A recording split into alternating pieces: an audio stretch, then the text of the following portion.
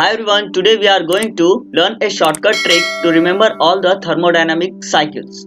Before starting the topic, we have certain assumption to be made. That is, when we write E, it means that adiabatic process. When we write T, it means that it is isothermal process, which is also known as constant temperature process. When we write P, it means that it is constant pressure process and it is also known as isobaric process. When we say V, constant volume process, and it is also known as isochoric process. Now let us start with Carnot cycle. For Carnot cycle, we can write this set as shortcut trick. That is, if I put squares on this E and T, it means that in Carnot cycle there are two adiabatic process and there are two isothermal process. That is, Carnot cycle consists of two adiabatic process and two constant temperature process. To remember this, you can remember this as if you are writing MSET examination, the last term of your examination will be set.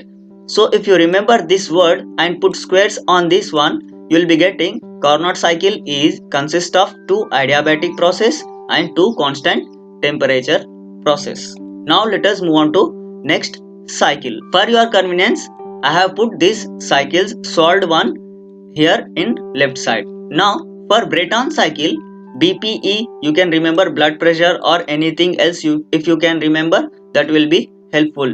Okay, now for Breton cycle I am writing BPE. If I put squares on this P and E, it means that Breton cycle consists of two constant pressure process and two adiabatic processes. You can make a shortcut trick to remember this as your wish. Okay, now let us move on to next one, that is Otto cycle. For this you can remember OVE, and if I put squares on this one, that means that Otto cycle consists of two constant volume processes and two adiabatic processes. You can remember it as a Telugu movie name OI, or you can make any other shortcut trick like microwave oven. If you remember that one, you can easily identify the processes in any cycle.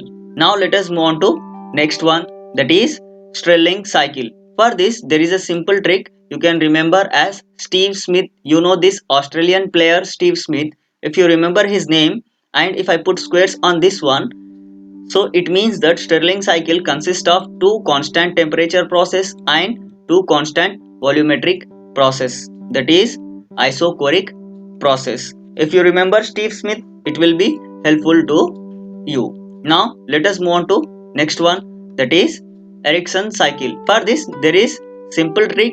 If I square it on P and T, it means that Ericsson cycle consists of two constant pressure process and two constant temperature process. Remember that here E doesn't mean adiabatic process because the cycle's name itself starts with E. Only Ericsson cycle is written like this. So remember your school PT sir to identify the processes in Ericsson cycle. Now let us move on to next one, that is diesel cycle. If I put P power 1 and E square and V power 1, it means the diesel cycle consists of one constant pressure process and two adiabatic processes and one constant volume process, that is isochoric process, two adiabatic process and one isobaric process. Now let us move on to next one, that is dual cycle.